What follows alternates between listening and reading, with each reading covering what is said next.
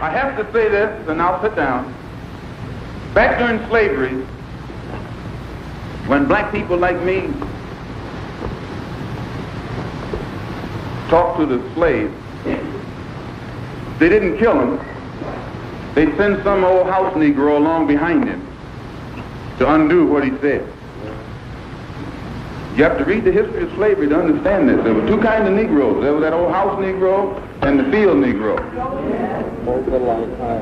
And the house Negro always looked out for his master. When the field Negroes got too much out of line, he held them back in check. He put them back on the plantation. The house Negro could afford to do that because he lived better than the field Negro.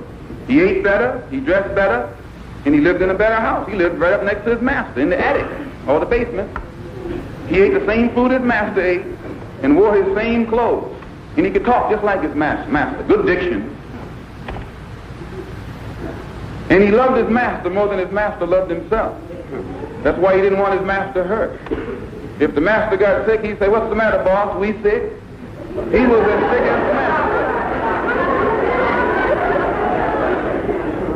When the master's house caught a fire, he'd try and put the fire out. He didn't want his master's house burned. He never wanted his master's property threatened. And he was more defensive of it than the master was. That was the house Negro. But then you had some field Negroes who lived in huts, had nothing to lose. They wore the worst kind of clothes. They ate the worst food. And they caught hell. They felt the sting of the lash. They hated their master. Oh, yes, they did. If the master got sick, they prayed that the master died.